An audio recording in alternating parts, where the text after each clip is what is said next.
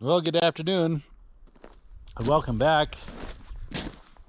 I just wanted to show you what the progress was here on the site. It looks like we got our first inspection, which was approved. All right. And that is post holes. So these post holes here are for the lean-to, and so they're a lot shallower, still 2-foot radius, but I think they only have to be a couple feet down. As you can see, Gary has those dug very nicely. I'm gonna put my sunglasses on. It's a little bright here. And so they match these here. That's why you see these are all in line every 10 foot here. And so they go right out to the edge. Boy, so much for rolling all the stone down. Digging holes make a mess. Here's the corner. That doesn't look like it needed to be that deep. But here's the actual, with the house, I should say here, and then these go on the side. This is what all the building sits on, are these set, and then this is 12 feet out for the side shed with that overhang that is a 512 pitch, which matches the roof. So anyway, good news. It's always great to pass inspection, to go on to the next step. So the next step is concrete in the holes, and hopefully that's Monday. You get a concrete truck up here to put concrete, and that what happens in that is what I've been told is that there's 6 inches of concrete that's poured in each one of these holes, and that to establish the pier. And when the pier is set and dried, then the poles actually go into the ground, and at that point in time it's ready for backfill, or in our case for concrete. Instead of just filling with dirt in aggregate like they do on a lot of houses or pole buildings, I've requested to actually fill them with concrete. So that way the timber will be isolated, or the pole timber, will be isolated from the weather and from extreme. So water can't seep down in there to rot out the concrete. And the concrete will form part of the foundation, and it'll be shielded on the outside, and then the slab is on the inside. So that's the theory that we're going with for right now. Oh, and by the way, show you these. These are the interior wall holes that are all dug and done. Looks like they turned out really nicely. Same 10-foot spacing. So there should be 3 of them, and there is. So that makes the dividing wall for the between the shop and the house over here. So there are a lot of holes here. Man, if I went, maybe we should count these up to see how many holes there are. There are a lot of them here. Let's see here. We have on each side, we have the ends, and then we have down the middle. Let's just count them here. 1, 2, 3, 4, 5, 6, 7, 8, 9. So we have 9, and another 9 is 18. And let's see, we have another 9 on the side. So that's 27, plus we have the ends. And over here, we've got 1, 2, 3, 4. 27, that's 4 is 31. And then on the other side, I believe we got 3 more. Yep, 1, 2, 3. So what did I come up with? 27 plus 4 is 31, plus 3 more is 34 holes. That's a lot of holes. Let's see, did I come up with that right? 27, 9 times 3. Yep, 27 plus 1, 2, 3, 4. That's 31, plus 3 on that end. That's 35. No, yeah, 34. It would help if I could math. 34 holes. That's a lot. That's a lot of concrete to fill. It's going to cost a fortune. And the wood just sits here. So back to the project at hand, and that is to get together the holes, which I dug way too low for the satellite. Boy, look at how deep this is. But it's okay. This is only supposed to be 32, but I think I dug it to 4 feet. What I'm going to do is I'm going to level out this bottom part here and put the form, pour a little concrete pier on the bottom. And then on top of that, we'll put the 4x4 by 32 inch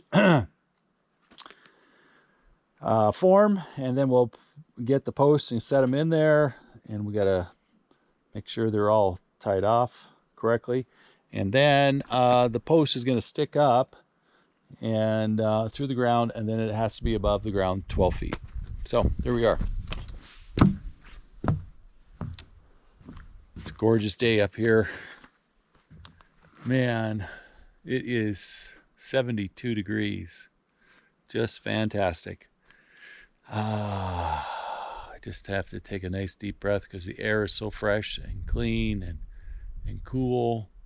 This is what is really going to be enjoyable about living up here. Okay, check in with you a little bit later.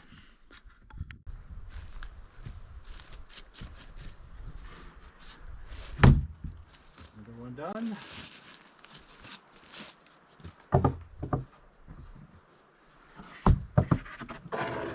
Inside for a little bit.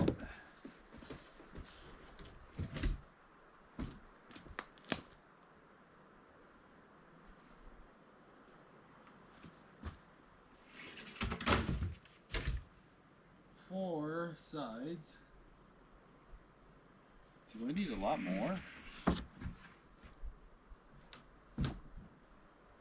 Yeah.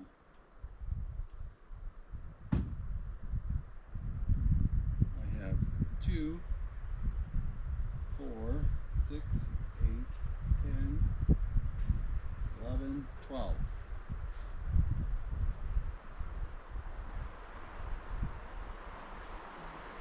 Yeah, that's right.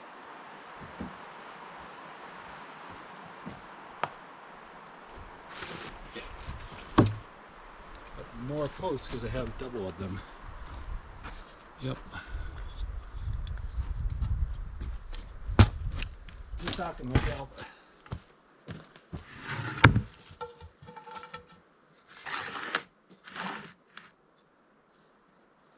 Now these have to be inside. So I am going to go like this. I'm going to put one at the base, like so. And I'm going to put this one right beside it. Just like that. And I'm going to remove this one. And then I'm going to measure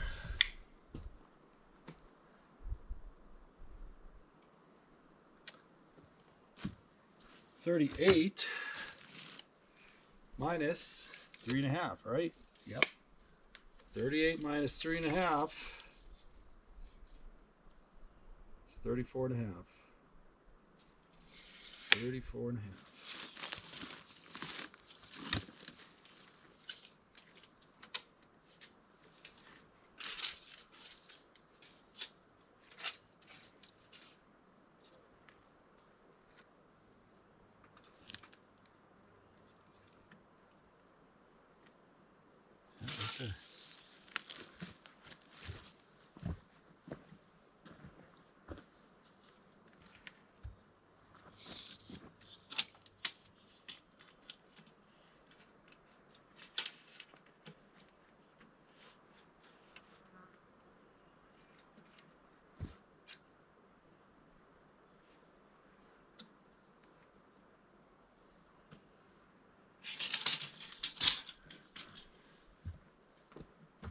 Oh, 34.5 to the top.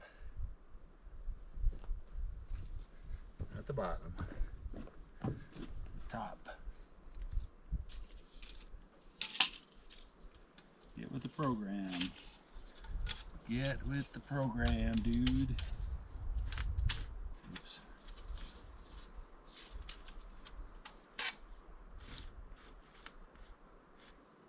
Yep.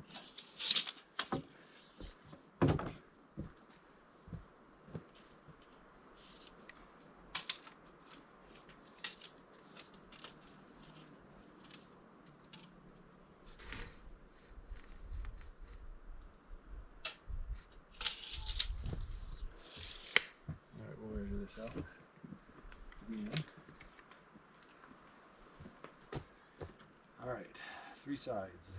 Shiny side up, finish side down, down.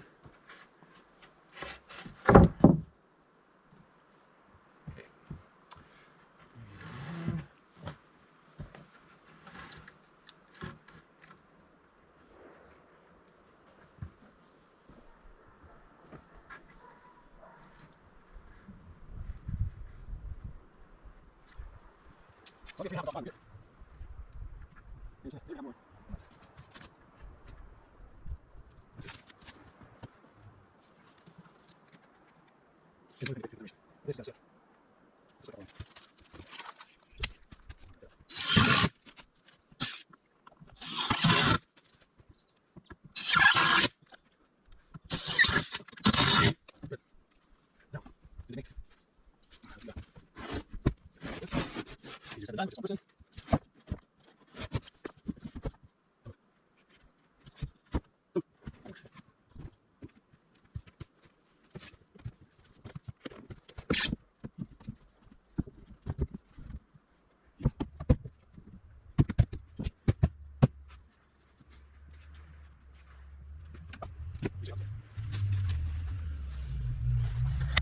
Somebody's my is the corner. How this is going to work is we're going to drill through here, go bolt right through here, and right through here. This thing, we're going to have a 2x6 bypass here. And you know what? I was thinking about a strap, but maybe we don't even need a strap. We'll just kind of put screws right on the end here and butt those right in place. So you see how this overlaps here just perfectly? Well, I wouldn't say perfect, but it's pretty good. Good enough for form work. So the force of the concrete will be on the bottom, in the middle, and some on the top. This is going to hold it together in the corners. This is going to hold it together in corners, and that's going to hold it together in the corners. Show you how this looks. And so we're making a box, just like that. I think it's going to work. Again, we have an overlap here, which is what we need. We have overlap here, and it should just bolt right together. Okay, that's the theory. What do you think? It's kind of the strangest looking form that you probably have seen, but as long as it holds for the concrete. Only has to hold 1.8 yards of concrete. So that's a good thing, right? We'll see.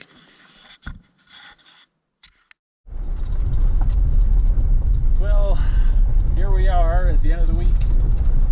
It's a Friday and I'm going home. Got a couple things done on today on the house. Actually not the house, but the solar. I got one complete set for the solar mount all done, so that's good. I just have to assemble 2 more sets. That should go pretty quickly now that I know what I'm doing. And then we'll have 3 complete forms that are 4x4 by 32 inches for the, I'm sorry, 38 inches. 38 inches by 4x4. Then we'll have that ready for concrete pour when we get our poles, which should have been here this week, so we'll have to check on that again. So anyway, just wanted to wish you a great weekend, and please join us and ask us questions as we go along. We're here to share what we learn along the way. We're not perfect by any stretch of the imagination. We are learning as we go, and so it's quite educational and thrilling at the same time. You know, we know that there's a lot of work to do, especially for us to be in the home before winter. So at this point in time, we're hoping that the house, at least the shell of the facility, will be done here about first or second week of September, and then we can start on the interior. At least we'll be dried in at that point. But I've been doing layout on the plumbing because I can't get a plumber up here, so I'm going to have to do the rough in myself. I've been doing a lot of studying on that, and I have a nice program, plumbing layout program, to help me with that. So you know, learning along the way and trying to consult with as many knowledgeable people as we can. So this is part of the process, and you know, this afternoon as I was laying things out, you know, something just kind of, when you don't use the skills and haven't used them for a long time with carpentry and layout, and I used to do that. I love working with my hands, working with wood. It's thrilling, actually, and you have to use your brain. You have to use your brain to do math about measurements. You know, what is 3 times 51, or you know, how do you cut an angle, and what's the process? You know, all these little tips and tricks of running the saw, especially off grid when we have to run everything off the generator. It's a little bit different, but quite exciting that we can do it. So, because that is definitely new to me, and but I'm of the opinion that you can, with the right equipment, you can build off grid, and not only build, you can live off grid. So that is quite exciting for anyone that is looking to move out of the cities. I think it's time. Biblically, when we start seeing a lot of the political strife going on and just the divisiveness in the country, you know, I think it's time. I think it's time to move out. And so with that, you know, we're planning our steps to be more self-reliant. Our goal won't happen this year, but next year would be to put up a greenhouse and to be as much self-reliant on it as we can. So, pretty exciting times.